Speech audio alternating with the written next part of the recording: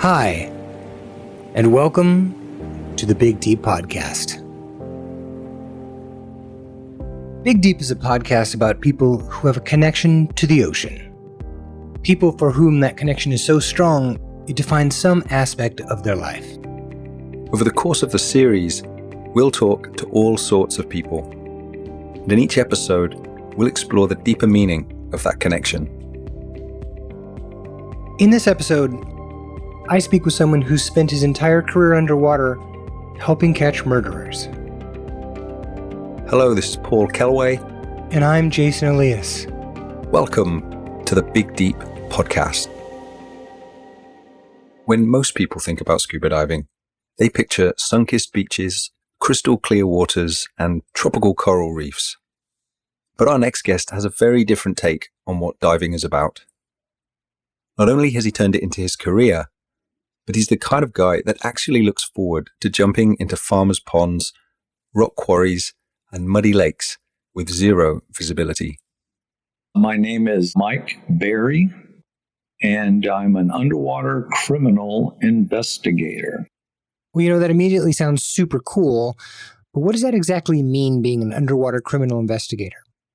Someone calls the police, and when a crime leads to the water's edge, we're a land investigator standing there with his shoes, and he's wondering what to do next. There are people like us that they can call, certified scuba divers that go into the water and carry on that criminal investigation. It's just not somebody with scuba gear. It's someone with scuba gear that's highly trained, because what you do next can blow it, or it could solve the case.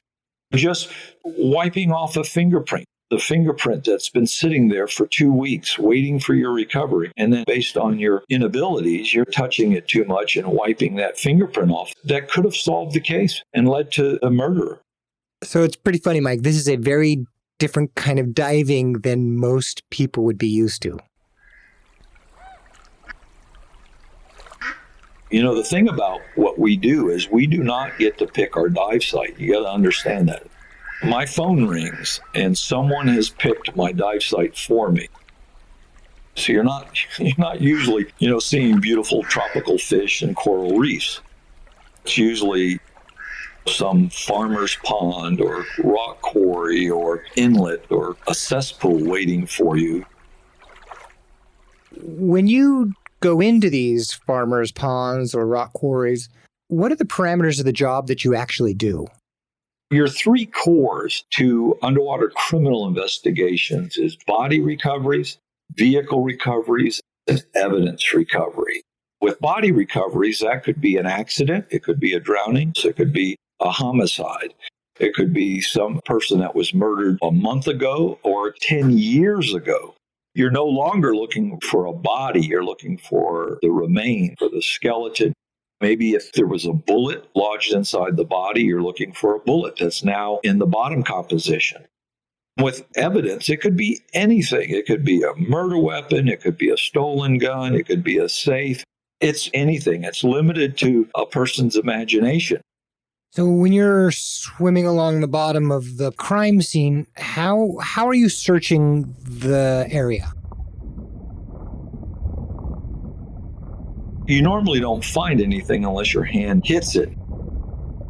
And once your hand touches it, then your brain is saying rock, tree, bottle, and then all of a sudden gun.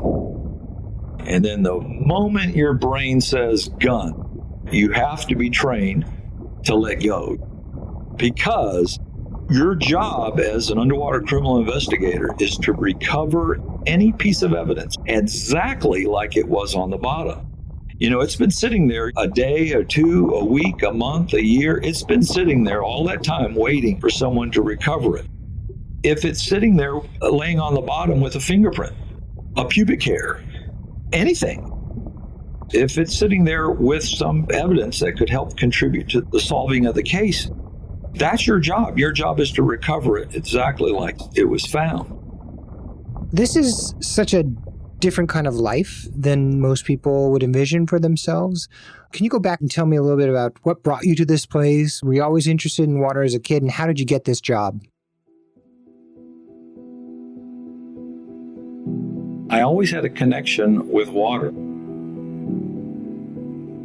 What helped my love grow was my dad had these photographs, they're old black and white photographs of him scuba diving. And he had a spear gun, and he was standing about knee deep in the water with a bunch of his friends. I just thought that was the coolest thing. I didn't know really what was going on, but it looked cool. And I knew as I was growing up that one day I was going to be a scuba diver. It was after I served my term in the military, I went to a scuba store and I took my first scuba lessons, and I loved it. I also knew I was going to be a police officer. I put in my applications to all the departments around Virginia, and I was hired by the Virginia State Police. With just the luck of the draw, I've got this training officer.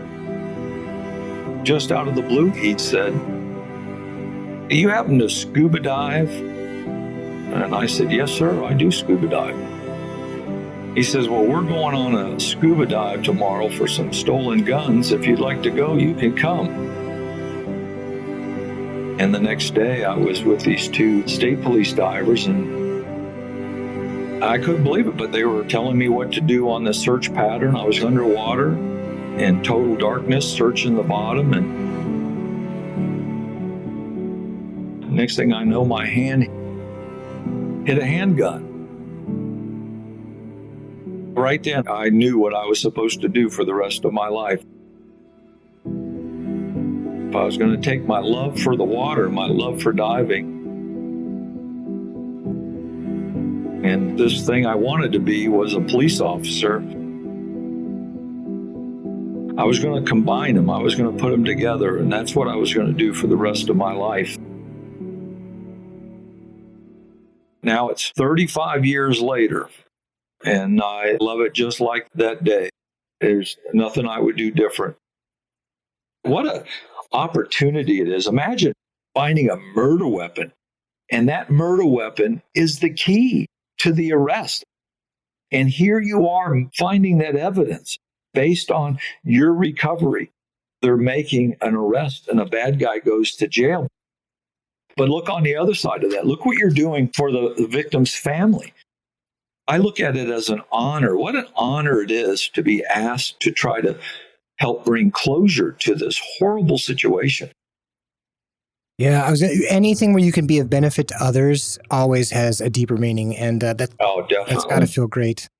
So, is there one recovery that you made that broke a case that was really dramatic, or something that really meant a lot to you as a person?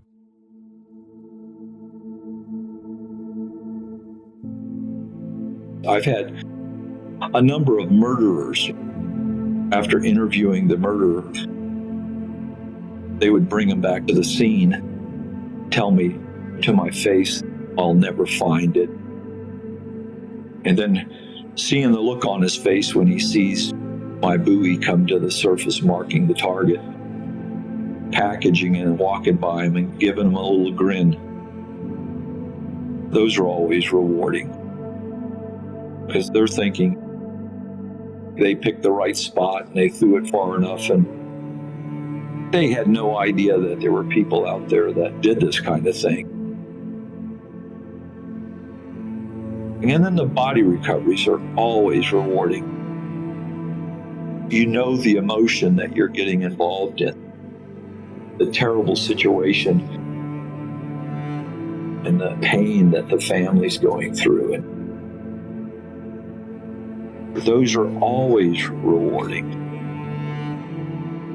You drive away, and a lot of times you don't get thanked, and you're not there for the thank you. You're there trying to just do your best. But every now and then you do get a pat. Every now and then you do get a letter. Or just having a mother mouth the words as you're getting out of the water. "Thank you." you know what? What a gift that is.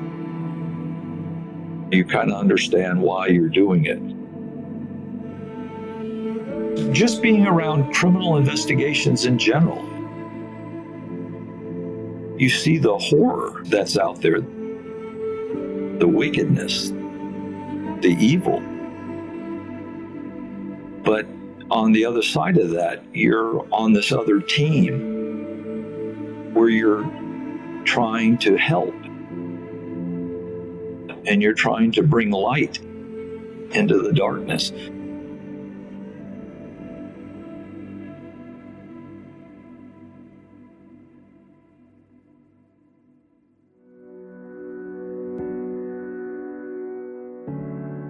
Thank you for listening to the Big Deep podcast.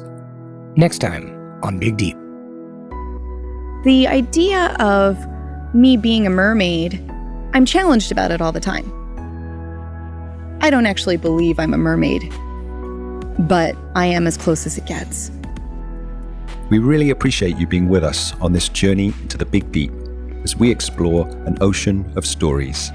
If you like what we were doing, please make sure to subscribe, like, and comment on our show in iTunes, Overcast, SoundCloud, or wherever you catch your podcasts. But those subscribes and likes really make a difference. For more info on our guests, extra audio and photos, as well as updates on anything you've heard, you can find a lot more content at our website, bigdeep.com. Plus, if you know someone you think we should talk to, just let us know at the Big Deep website, as we are always looking to hear more stories from interesting people who are deeply connected to our world's oceans. Thanks again for joining us.